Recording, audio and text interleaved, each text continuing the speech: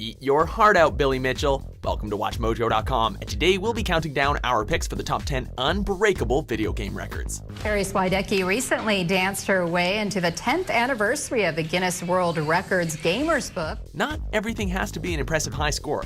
For this list, we're looking at records in video games that seem to be unachievable. Many of our selections are feats that were once thought to be impossible until these record holders proved that to be wrong. Number 10, Donkey Kong High Score, Wes Copeland. Steve Wiebe and Billy Mitchell ain't got nothing on Wes Copeland. For many years, the rivalry between Mitchell and Wiebe highlighted a good chunk of Donkey Kong history, especially spawning a documentary about them in 2007. I don't drink, I don't smoke, I don't do drugs. I play video games. Carrying on a new rivalry are Wes Copeland and Robbie Lakeman, who have been switching the record on and off between each other for the past 2 years. On May 5th, 2016, Copeland managed to beat his own record from April 19th, 2016, setting the bar at 1,218,000 points. You better train your barrel hopping skills if you hope to get anywhere close to that. Number 9, longest tournament win streak in Super Smash Bros. 4 Wii U, Gonzalo Zero Barrios. One grab, he misses. Huggybox doesn't get it.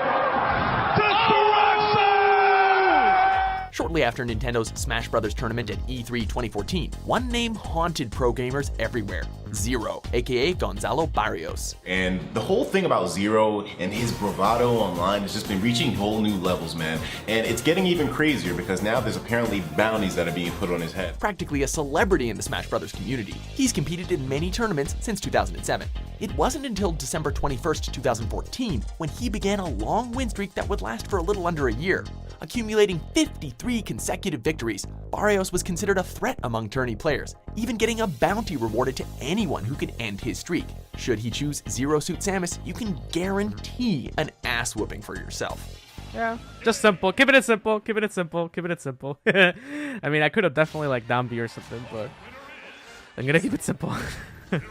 Number 8, world's largest video game collection, Michael Thomasson.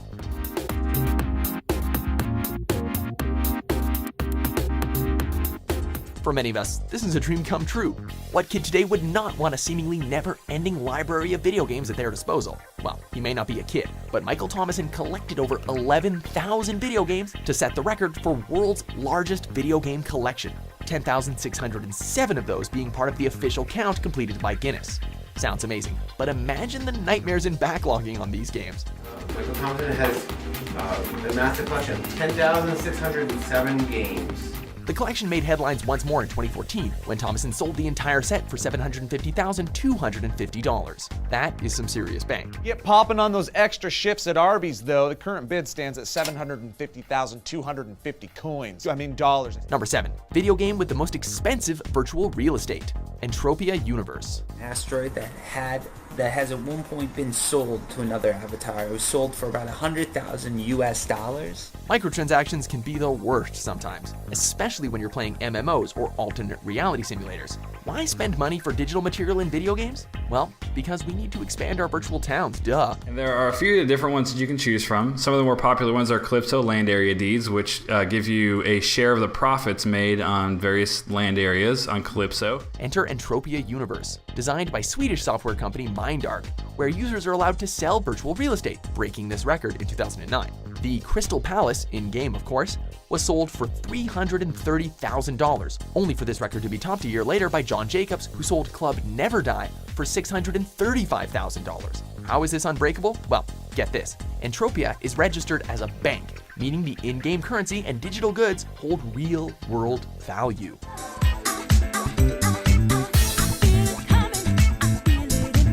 Number 6, youngest pro gamer, Victor de Leon III, aka Little Poison. My gamer tag is Little Poison.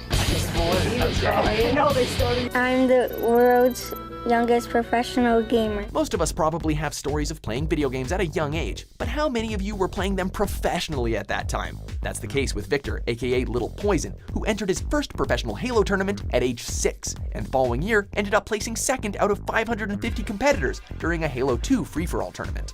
He's been officially recognized by the Guinness Book of World Records for competing at such a young age since 2008.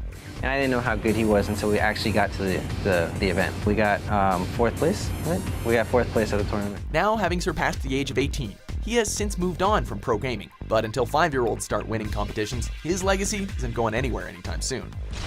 30 seconds remaining. Double kill. Number 5. Largest collection of Pokemon memorabilia. Lisa Courtney. I'm also the world record holder for the largest collection of Pokemon memorabilia. We all know Pokemon's motto of gotta catch 'em all, and this woman from Hertfordshire in the UK seems to have taken that to heart. Lisa started collecting Pokemon memorabilia since she was 9 years old when the craze first started, and since then her collection has continued to grow to the point where her mother's house has memorabilia scattered everywhere. Wow, I've never seen so much Pokemon in my life. Well, no, you wouldn't have. It's the biggest collection in the world. She's been officially recognized by the Guinness Book of World Records since 2009 with over 12,000 pieces of memorabilia. And as of August 2016, that number has grown to 17,127 items, not counting duplicates. If anyone's gonna try to top this record, they have a lot of catching up to do. Pokemon is definitely here to stay. Yeah, I'd agree with that, yeah. I'm quite happy for it to stay. Number 4. Fastest time in Super Mario Bros. Darbian.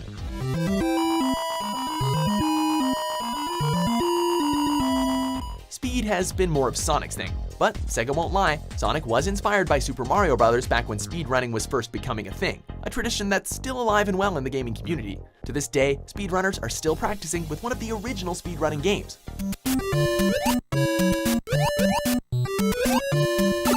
Many players have been setting records with this game, with each setting the bar just a little more impossibly high than the last. In April 2016, a player by the name of Darbian streamed his world record of 4 minutes and 56 seconds. This isn't his first rodeo either, as he's beaten his own times again and again and again. Under 5 minutes?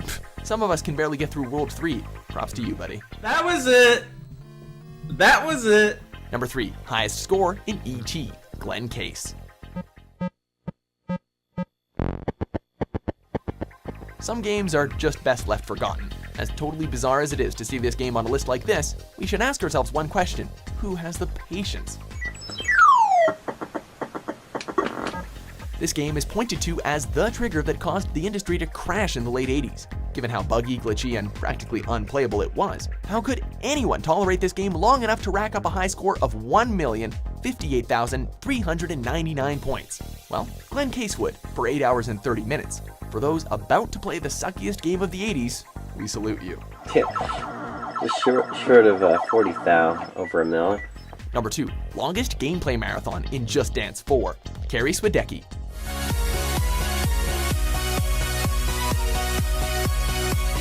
Before Carrie Swidecki, the longest gameplay marathon was by Okan Kaya, who played Call of Duty Black Ops 2 for 135 hours. The last game we'd expect to be a part of breaking this record is a Just Dance game. Miss Swidecki, however, made it possible, knocking down our Call of Duty player at 138 hours.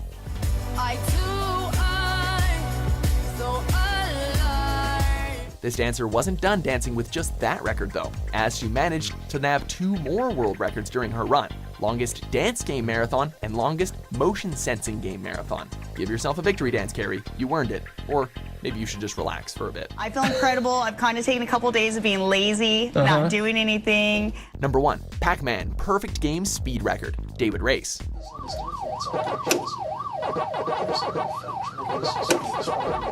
We all know about Pac-Man's kill screen, level 256. It's not news to everybody. You get to level 256, and half of the screen is glitched out, maximum difficulty, and all that crap.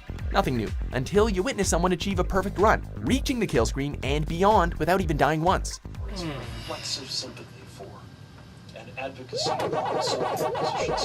Within 3 hours and 14 minutes, David Race has managed to reach a perfect score of 3,333,360 points in flawless execution. Not only that, but he is the only person to ever achieve this and has beaten his own records on more than a few occasions. Give this man a medal. A giant platinum medal with his name emboldened. Okay, we're getting carried away.